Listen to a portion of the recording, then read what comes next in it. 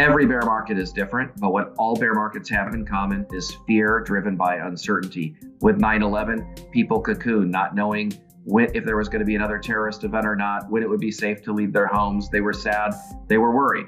It took a while to come out of that. With 08, 09, we had fear and uncertainty around the banking system and if it was going to survive. Without a banking system, we can't have an economy. And now we're facing a pandemic. And this is a behavioral economics nightmare. This is a place where all sorts of investors are going to make all sorts of irrecoverable mistakes.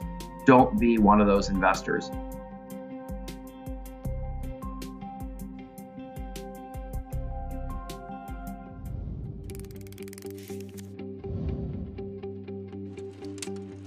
So for the typical young investor that's fortunately employed, has job security, has a 401k, really any market pullback is an incredible opportunity for them to continue to buy, but at lower rates. People starting out with investing in young investors, they often look at down markets as times to get conservative, to pull away, maybe be fearful. But your stocks are the only thing no one wants to buy when they're half price. If we had something at the grocery store or something on Amazon that was half price, we get more excited about it. But when the stock market's half price, we get more worried. But are you really worried about that Disney World's not going to be here in 5 or 10 years? Are we really worried McDonald's isn't going to be here in 5 or 10 years? Or Google or Amazon or Netflix? Of course, most, if not every single one of these companies is going to be here 5 years or 10 years from now.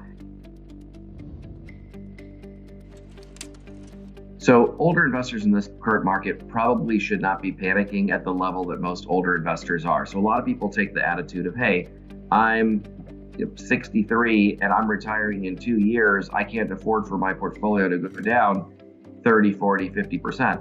Well, first, your allocation should always match your time horizon. So if you're retiring in 2 years, we should have about 5 years worth of bonds or other safe investments. You're working 2 years.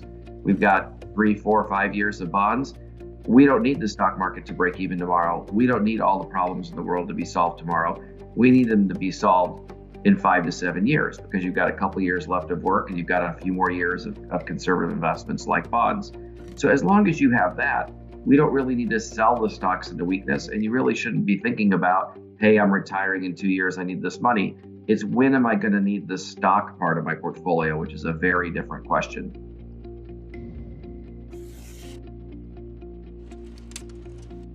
A lot of people try to go in and out of the market.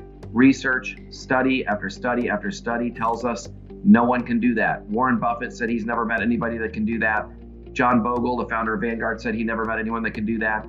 I've been at this over 20 years, have over 40,000 clients. I've never seen anybody successfully exit the market at the right time and get back in at the right time. Don't fall victim to that mistake. You're far more likely to lose money than make money.